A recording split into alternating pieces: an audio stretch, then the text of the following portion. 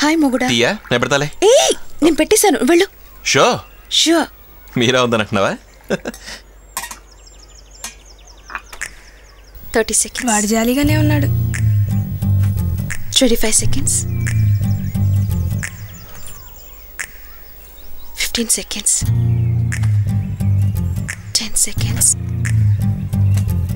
శాంతి శాంతి నా project report ఎక్కడ?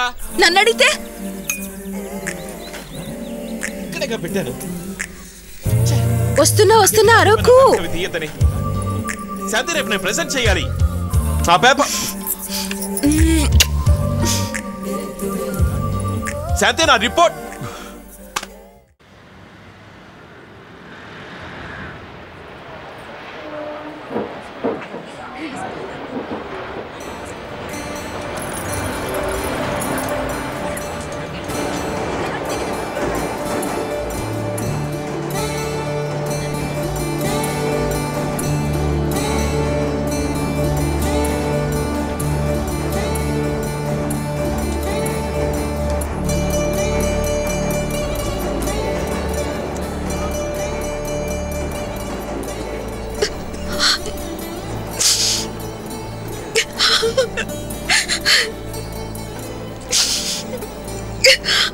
ఎదురుగా చూసినప్పుడు ఉన్న ప్రేమ చూడనప్పుడు కూడా ఉంటే బాగుండేది. ఉన్నామో పోయామో అని కూడా పట్టించుకోకుండా. ప్రేమకేం తక్కువ అమ్మా, కావాల్సినంత ఉంది. మీ కళ్ళకి తెలియటం లేదు. మిమ్మల్ని తలుచుకుని ఏడని రోజంటూ లేదు తెలుసా. నన్ను తలుచుకుని ఎప్పుడైనా నేర్చారు, తెగ తిట్టుకుని ఉంటారు కదక్క. నువ్వేం చేసావు? ఎన్నిసార్లు ఫోన్ చేశాను బాబాయ్ కొట్టుకి, ఒక్కసారి నా లైన్లోకి వచ్చావా? నువ్వు వద్దనుకున్నావు కదా. నాన్నలా ఉన్నారమ్మా. రైల్వే హాస్పిటల్లో పడున్నారు. ఏమ్మా ఏమైంది? నాకేం తెలుసు?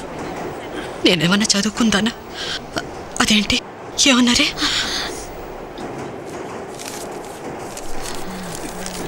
డార్క్ ఫీల్డ్ మైక్రోస్కోపీ జాండీస్ అని చెప్పారా?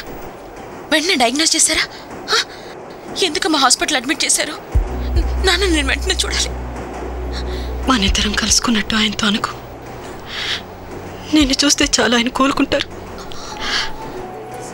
కన్న తండ్రిని ఒకసారి చూసి వెళ్ళమని అడగడానికి వచ్చాను.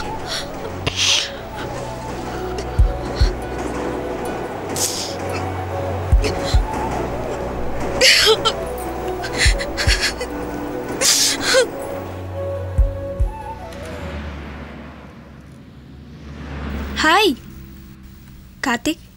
కార్తీక్ హే ఇంకా డ్యూటీకి వెళ్ళేదా? మా నాన్న ఒంట్లో బాగాలేదట.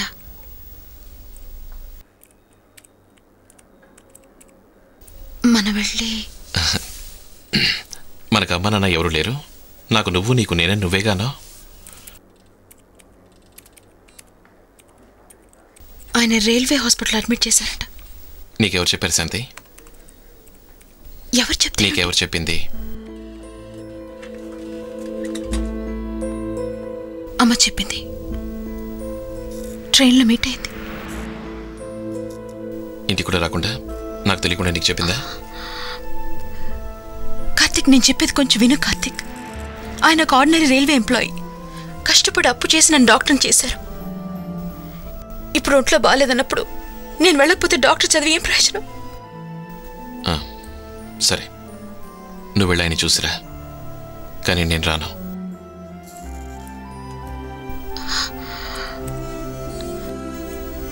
నాకోసం ఈ మాత్రం చేయలేవా కార్తిక్? ప్లీజ్. శాంతి నా పరువు మర్యాద వదులుకుని అక్కడికి రానా? ఆయన చెయ్యెత్తి నన్ను కొట్టాడు. అది నేను మర్చిపోలేను. నన్ను మా నాన్న కూడా కొట్టలేదు. ఆయన మొహం చూసే కంటే గొంతు పీసుకుని చావటం నయ్యం. ఈ ప్రపంచంలో నాకు కావాల్సిన వాళ్ళు 10 మంది కూడా లేరు. అందులో నీ కోసం వాళ్ళని, వాళ్ళ కోసం నిన్ను వదులుకోమంటే ఎలా? శాంతి నువ్వేం చేయాలనుకుంటే చెయ్యి. వాళ్ళు కావాలా, వాళ్ళ ఇంటికి వెళ్ళాలా, వెళ్ళు. తిరిగి వస్తావో రాబో అది నీ ఇష్టం. కానీ నన్ను మాత్రం వదిలే ప్లీజ్.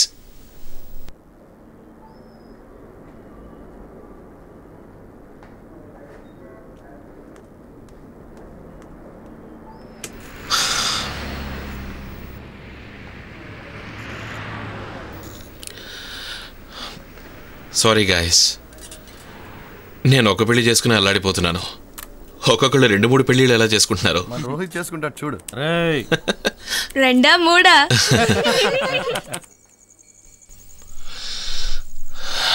మీ నాన్నగారికి ఎలా ఉంది?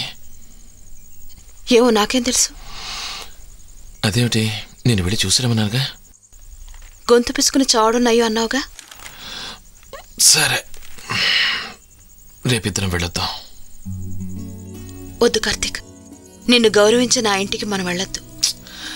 ఆ సంగతి వదిలే, రేపు పొద్దున్నే వెళదాం. శాంతి, నువ్వు లోపలికి వెళ్ళి చూసిరా, నేను బయట వెయిట్ చేస్తాను. నువ్వు కూడా రా, మనం సంతోషంగా ఉంటావు, ఆయన చూస్తారు. నిజంగా సంతోషంగా ఉన్నావా? తన్నులు తింటావు. కార్తీక్, ఆయన ఏదైనా కోపంగా మాట్లాడితే నువ్వు అబద్ధం చేసుకోకూడదు. ఆయన మళ్ళీ నన్ను కొట్టినా ఏమనుకోను, ఓకే?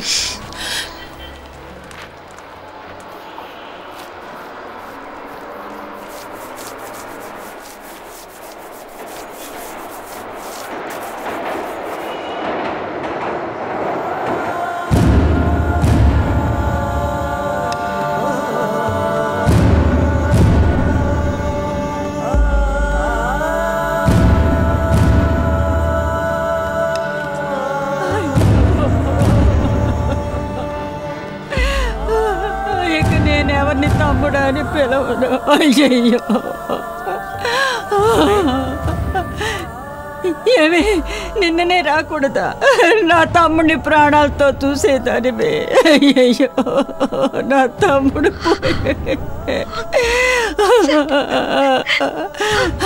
నిన్ను డాక్టర్ని చదివించాలని రక్తం దారిపోసాడే. చూసావే, నా తమ్ముడు పోయాడే. నన్నేం అడగొద్దయ్యా, నా తమ్ముడే పోయాడు, ఇంక నేనేం చెప్తాను? ఏమే, మీ నాన్నకు నువ్వే చిన్న కూతురు వచ్చింది నాన్న. శాంతి వచ్చింది నాన్న. కళ్ళు తెరిచి చూడు నాన్న. మన ఇంటికి వచ్చింది నాన్న. చూడు నాన్న, కళ్ళు తెరిచి చూడు నాన్న. నాన్న చూడు.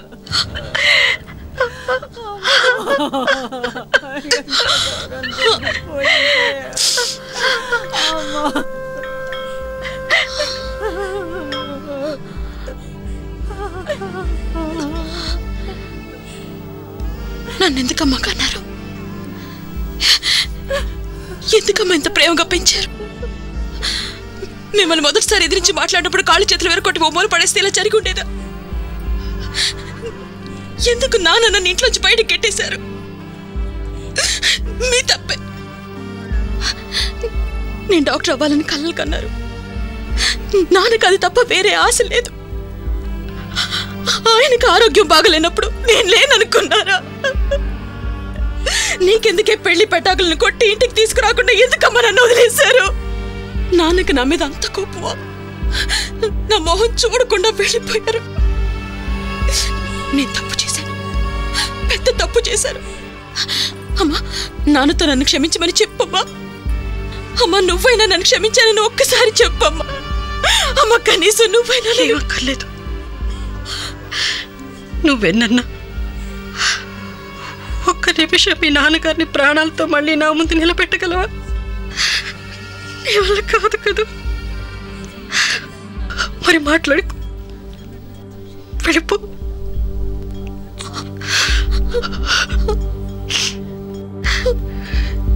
చనిపోయిన వాళ్ళ ఇంట్లో వెళ్ళొస్తానని చెప్పకూడదు.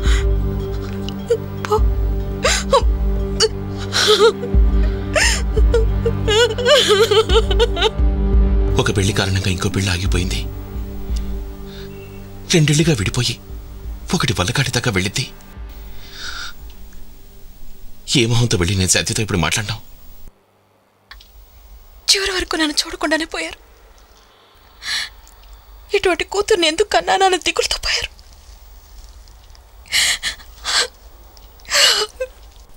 నిన్న ఎంతగానో అడిగింది తీసుకెళ్ళమని.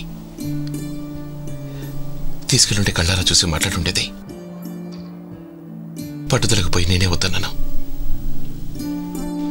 ఎంత ఇది కార్తీక్, అనవసరంగా నింద నీ నెత్తి మీద పట్టుకొని బాధపడకు.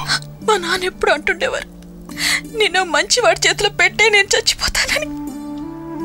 పెద్దవాళ్ళు మనల్ని వదిలి ఎక్కడికి వెళ్ళరు శాంతి, మనతోనే ఉంటారు. దా. కార్తీక్ చాలా మంచివాడని నాకు తెలిసి ఉంటుంది, అందుకే వెళ్ళిపోయారా? నీ కాపీ ఉడికి ఉడికి.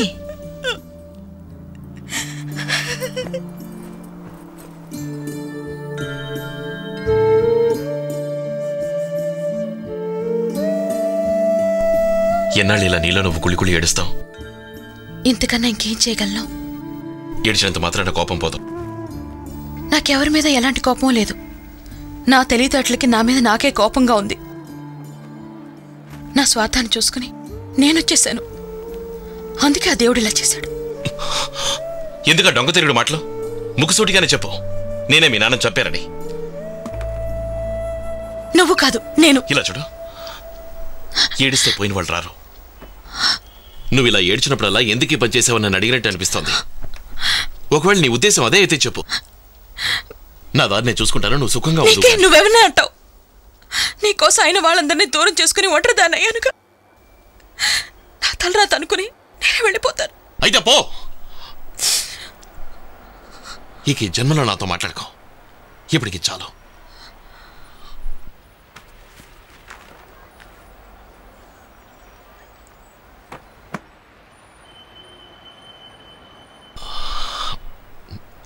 I'm sorry. వద్దు, ఇంకేం చెప్పద్దు. పర్వాలేదు, తండ్రిని పోగొట్టుకుని బతకగలిగిన దాన్ని నువ్వు లేకపోయినా బతకగలను. దిగులు పడకు.